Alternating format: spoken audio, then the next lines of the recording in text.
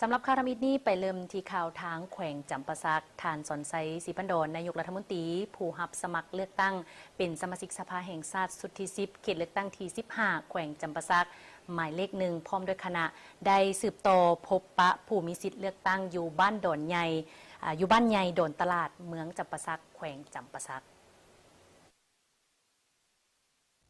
ในพิธีผู้มีสิทธิ์เลือกตั้งได้รับฟังการผ่านประวัติหย่อและการเคลื่อนไหวของผู้สมัครสมาชิกสภาแห่งชาติเขตเลือกตั้งที่15ทั้ง20ฐานแต่เบอร์1หาเบอร์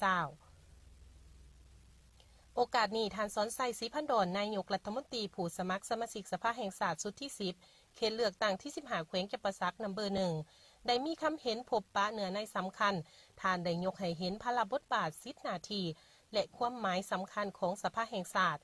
การเลือกตั้งสมาชิกสภาแห่งชาติและสมาชิกสภาประชาชนแขวงเป้าหมายก่อเพื่อพันขยายการจัดตั้งปฏิบัติระบบการเมืองระยะใหม่ของพรรคในการสืบต่อบูรณะระบบประชาธิปไตยประชาชนปรับปรุงกลไกบริหารรัฐให้กลายเป็นอำนาจของประชาชน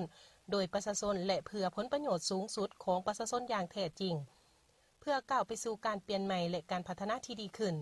เพื่อสร้างตั้งระบบอำนาจรัฐที่เข้มแข็งและโปร่งใสที่รับใส่ศาสตร์และรับใส่ประชาชนอย่างสุดกกสุดปลายและที่สำคัญการลงพบปะประชาชนของผู้สมัครสมาชิกสภาแห่งชาติขณะที่1ในครั้งนี้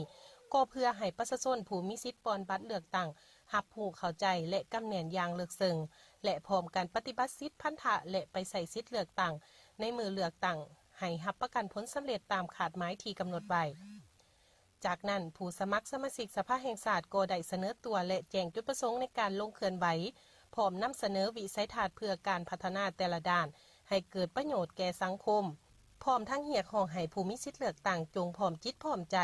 ไปใส่สิทธิประชาธิปไตยของตนในการปอนบัตรเลือกตั้งให้กลายเป็นปางบุญใหญ่ของชาติเพื่อคัดเลือกเอาตัวแทนที่มีมาตรฐานเงื่อนไข